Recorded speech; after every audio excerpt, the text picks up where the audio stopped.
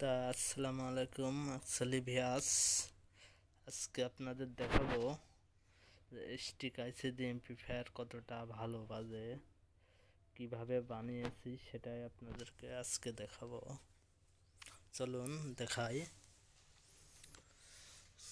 প্রথমে আমি বলবো এটা হচ্ছে 4192 আইসি। এটা হচ্ছে হিটসিন, অনেক বড় হিটসিন লাগানো, অনেকটাই হিট হয়। এই দুটা হচ্ছে ফিউজ, দুই সাইডের জন্য দুটা ফিউজ। এক সাইড দিয়ে বাড়াই 50 ওয়াট আউটপুট, এই সাইড দিয়ে বাড়াই 50 ওয়াট আউটপুট। আর এই বোর্ডে ভোল্টেজ দেওয়া আছে আপনার 8 এম্পিয়ার। ট্রান্সফরমার এখানে আছে 8 এম্পিয়ার। তার অপর প্রান্তে রয়েছে ডিজিটাল ডায়োড থেকে কানেকশন করে ক্যাপাসিটারে দেওয়া। ক্যাপাসিটার এখানে হচ্ছে 68,035 ভোল্ট দেওয়া, এখানে ভোল্ট ইন করা আছে আইসিতে। তারপরে আপনাদের এখানে বড় ট্রান্সফরমার 12 ভোল্ট আছে নিচের দিকে, এখান থেকে ভোল্টটা নেওয়া হয়েছে এই ক্যাপাসিটারে। এই ক্যাপাসিটার থেকে নেওয়া লেভেল লাইটে দেওয়া হয়েছে 12 ভোল্ট। লেভেল লাইট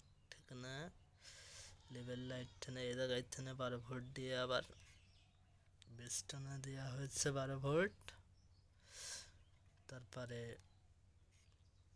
এখানে যে ছোট ট্রান্সফরমার দেখছেন, এখানকার 12 ভোল্ট দিছি এসিতে। তারপরে দিয়েছি 5 ভোল্ট ট্রানজিস্টর দিয়ে, ব্লুটুথ কার্ডের ভোল্টেজটি দিয়েছি।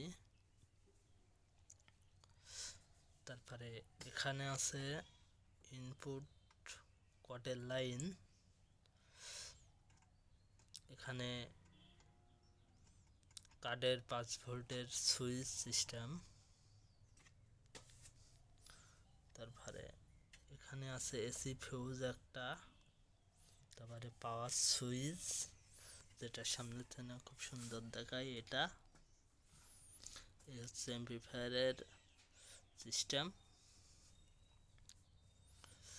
তাহলে সামনে থেকে আমরা দেখি জিনিসটা এরকম। স্পিকার 4টা বাজবে মোট। অ্যাম্প্লিফায়ারটা কেমন কি ভালো বাজে কেমন সেটাই আমরা দেখবো এখন।